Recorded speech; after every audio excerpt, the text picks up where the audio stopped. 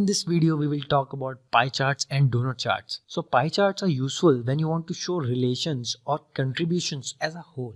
Pie charts can only be used on the data series and it can only be effective when the data points are less. For example, you must have seen a pie chart for an election result because we have 4-5 major parties and then we have other parties. So you've seen a pie chart which represents different parties, and then it represents an other section where we have those parties who does not have won any seats or have won only 1 or 2 seats. So this is how we represent pie chart. So when we have a larger set of value and these values are almost equal, then the pie chart does not make sense. That is the reason we only create pie chart if the values or if the data points are only less. So to create a pie chart, let's select the table first. So I will select the table, Control A, and then I will insert and chart. Now this is a pie chart. We have this pie chart, we have this title, unit sold. It does not look good in the left hand side. Let's bring it to center. So customize, chart style, and let's go to the chart title and let's make it center. So this is in center. We have these labels as well, others, shirts, jeans, pants, etc. So we can also change these labels as well. So pie chart and make it label. So shirt, pants as well. So I can remove them as well. Let's remove them using the legends. So if I add legends at the bottom, now this is removed. But we have these legends and let's change these labels to values.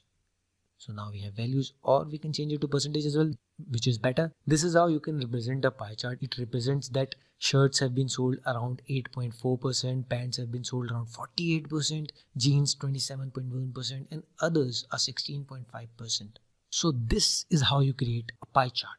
If you want to highlight a particular product, suppose I want to highlight shirts, then we can bring it to outside this pie chart. So if I use pie slice and for shirts, if I create the distance, let's say 25%, it comes out. Let's bring it down and increase this.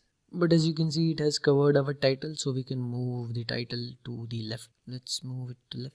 Now it is looking better. So coming into this pie slice, so this slice has come out. This is called the exploding the pie chart. So when anyone see this chart, they will see that this has been highlighted or this has been exploded, that we have to look at the shirt value. This is how you can explode a chart. Now you can also do other formatting for this chart, but I guess it is enough for now. Let's see other type of chart as well. So go to setup, pie chart, and then we have this 3D chart. So this is a 3D chart, which is just 3D representation of our normal chart. Then we also have a donut chart. So it is a donut chart. So let's change it to pie chart again.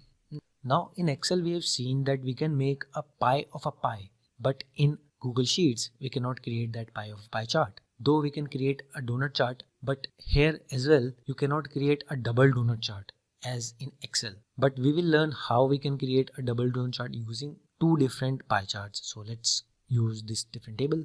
And here we have this table. We have the category, then we have units sold, then we have units sold in 2019. So I have 2 different data points of 2 different years. And if I want to create a pie chart for this table, let's go to insert, chart. I have this pie chart. Let's make it donut chart. So I have this donut chart. Let's edit it. So pie chart, let's make it 75%. So the whole is 75%. I have values. Then let's add legends. So let's bring them to the bottom. Now I can add another pie chart for year 2019. So if I add another pie chart, insert chart, then for x-axis, let's add category, and for series, let's add 2019. And let's change the chart type to donut. Now if we edit this chart, let's make it 25%. And we can reduce the size of this chart. Now it is overlaying above the previous chart. So we have the background color, which is white. We can remove it to none. Now it is none. Let's adjust it accordingly. We can also remove the border to none as well, and then change the labels. So let's change labels to values. Now we can also remove these label points. So let's go to legend and make it none. So it is auto right now. If I make it none, so it is been removed. So this is how you can create a double donut chart. Though we don't have a direct option to create a double donut chart, we have created 2 different charts and then adjusted them like so that it looked like a double donut chart. Now we will move to a different type of chart in next video. Thank you.